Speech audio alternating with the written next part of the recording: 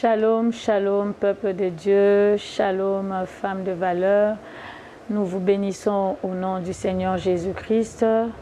Nous sommes à notre 3e jour de jeûne et prière, toujours dans notre sous-thème sur les esprits humains. Et en ce 3e jour, nous allons parler de l'esprit humain comme homonyme et de l'esprit humain comme mari et femme de nuit. Commençons par les homonymes. Là, nous parlons de noms, nous parlons de noms que nous héritons. Bien souvent, ça peut être le nom d'un oncle, d'une tante, d'une mère, d'un père, d'un neveu, d'un frère, d'une sœur que nous portons. Et le nom représente l'identité de la personne. Le nom influence la vie d'une personne. Et dans les cas de fou de Gadara, j'ai dit on l'a appelé fou de Gadara parce que ce qu'il était en train de faire était caractérisé à un fou. Parce que c'est seulement un fou qui marche nu. C'est seulement un fou qui peut aller dormir au cimetière. De la même manière, le nom que nous portons aussi peut avoir une influence sur notre identité, sur notre marche, sur notre vie. Ce n'est pas que tous les homonymes sont des sorciers, non. Mais il y a certains combats qui sont attachés au nom. Il y a certains noms, par exemple, qui n'attribuent pas une bonne qualité à la personne. Par exemple, Mbongo Passi. Mbongo Passi. Donc ce nom-là veut dire, pour avoir l'argent, tu dois souffrir. Et cela caractérise la vie d'une personne. Il y a de ces noms-là qui s'identifient à la personne et viennent caractériser sa destinée, non pas en bien, mais plutôt en mal. Mais j'aime la parole de Dieu, j'aime Jésus-Christ parce qu'il est celui qui est venu changer notre identité. Christ, ce matin, vient changer ton identité. Si ton nom était Mbongo Passi, par exemple, ou bien si ton nom avait caractérisé ta destinée en ta défaveur, en ce matin, Jésus-Christ vient te rencontrer. Il change ton nom, il change ta destinée, il change ton identité et il change ta destinée. On nous dit, alors qu'Esther s'appelait Hadassa, après que le roi l'ait choisi, son identité a été changée en Esther. J'aimerais dire à quelqu'un ce matin que ton identité non seulement est changée, on nous dit Esther trouva grâce auprès du roi, elle trouva la faveur du roi, que le roi pouvait lever son sceptre pour la recevoir sans rendez-vous. J'aimerais te dire ce matin que tu as rencontré Christ, Christ a changé ton identité. Ce que tu vis, ce n'est pas ta vie. Et ce matin, Jésus-Christ vient mettre fin à ce chose. Il te donne un autre nom, le nom d'un enfant de Dieu. Un enfant de Dieu qui connaît ses droits. Un enfant de Dieu qui est appelé à la liberté. Un enfant de Dieu qui est appelé à réussir. Un enfant de Dieu qui est appelé à être béni. Un enfant de Dieu où tout ce qu'il produit réussit. Telle est ton identité. Telle est ton identité ce matin parce que Christ l'a fait à la croix pour toi. Il a porté ce faux nom qu'on t'a donné, cette fausse identité qu'on t'a donnée. À la croix, il a porté et il t'a donné un nouveau nom, le nom de la bénédiction, le nom d'un enfant de Dieu, les noms de princes et princesses de l'Éternel. Au-delà de homonymes, pour dire le nom, il y a aussi le caractère qui est lié à une même destinée. Vous portez le même nom. La personne, pendant sa vie sur terre, ne s'est jamais mariée. Toi, tu portes également son nom et tu remarques aussi que tu ne t'es jamais marié. Vous portez le même nom, la personne n'a jamais eu à concevoir. Toi également, tu as constaté que tu n'arrives pas à concevoir. Vous portez le même nom, la personne n'a jamais eu à trouver du travail. Toi non plus, tu ne trouves pas du travail. Pourquoi cette identité de vie? C'est pour dire seulement qu'au travers de nom, vous pouvez hériter le même combat dans la destinée, hériter même une même destinée. Mais puisque tu as donné ta vie à Jésus comme Seigneur et Sauveur, j'aimerais ce matin que tu puisses déclarer le contraire, que tu puisses déclarer que moi je veux concevoir. Si elle n'a pas conçu, moi je veux concevoir. Si elle ne s'est pas mariée, moi je veux me marier. Si elle n'a pas travaillé, moi je vais travailler. Si sa vie était un échec, moi ma vie sera une réussite. Si sa vie était dans l'impudicité, dans l'adultère, moi je craindrai le Seigneur, j'essaierai dans mon mariage. Si sa vie était dans le célibat, moi j'entre dans mon mariage. Si sa vie était dans le divorce, moi je maintiens mon mariage, et c'est là au nom de Jésus, parce que Christ est venu changer mon identité, comme il a changé l'identité de ce fou de Gadara qui n'était plus nu, qui a été revêtu d'habits et qui était assis à côté du Christ, à ses pieds, dans une maison habitée, chose qu'il ne faisait pas. Désormais, il en sera ainsi pour toi, chose que tu ne faisais pas, chose que tu ne pouvais pas, parce que tu as hérité d'un nom. Ce matin, le Seigneur le change. Ce matin, le Seigneur change ta destinée. Ce matin, le Seigneur change ton combat et il te donne la victoire.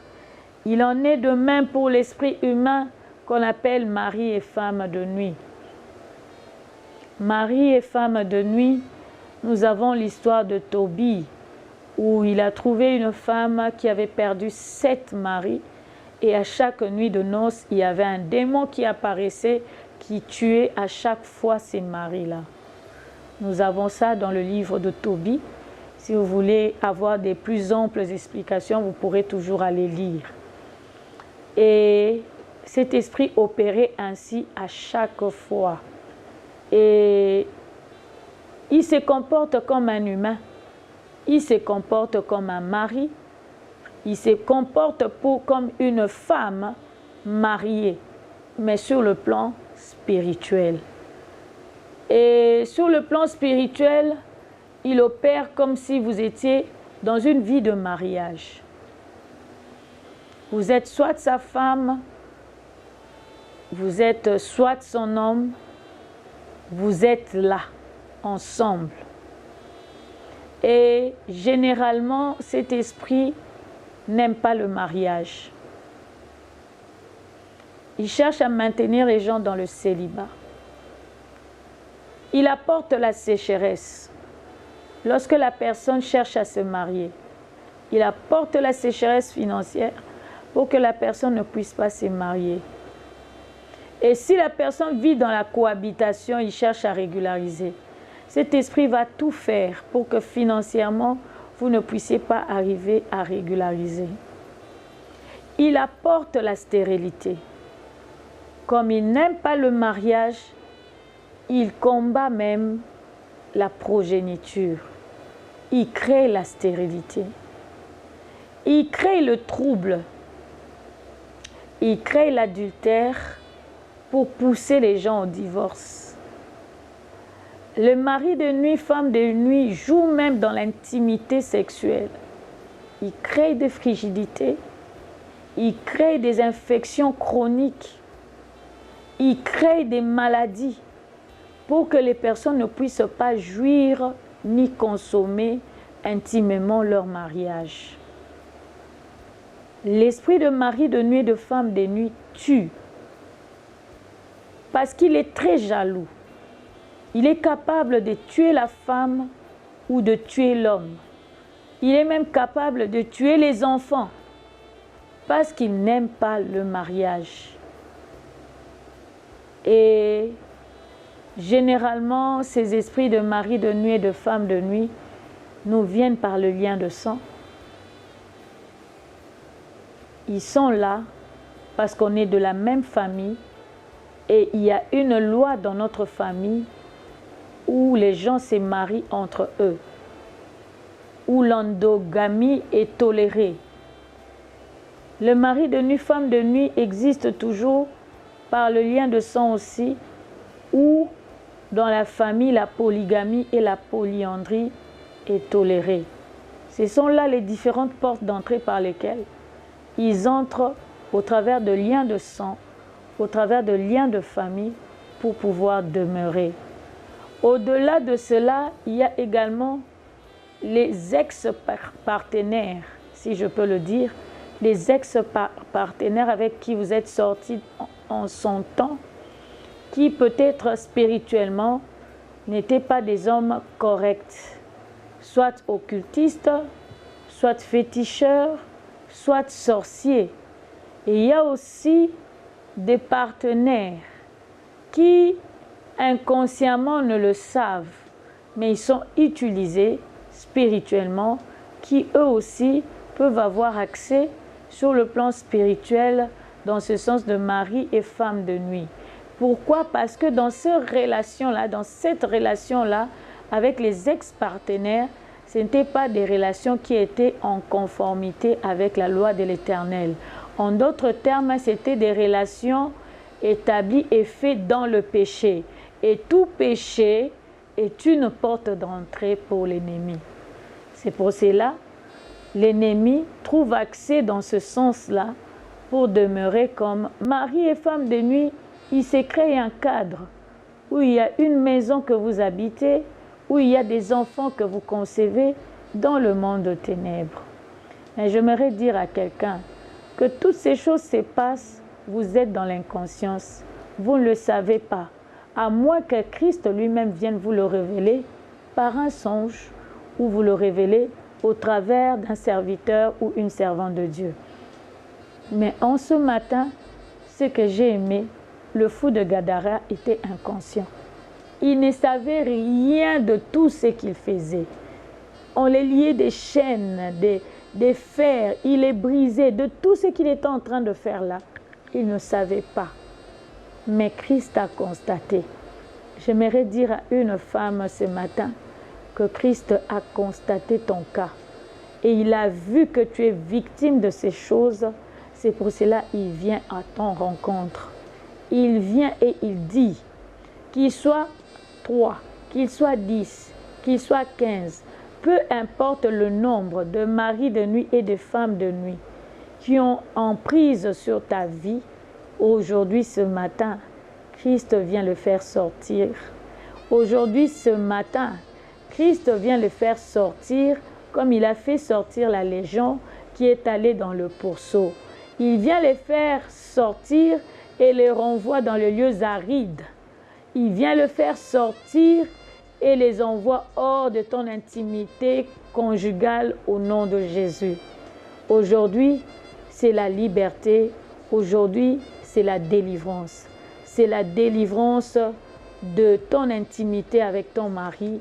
C'est la délivrance, tu es délivré de ta stérilité. C'est la délivrance, c'est la paix qui entre dans ton mariage. C'est la délivrance. Il y a le finance, le porte de travail, le porte des affaires qui s'ouvre devant de toi au nom puissant de Jésus parce que Christ vient d'apparaître. Que le nom du Seigneur soit béni.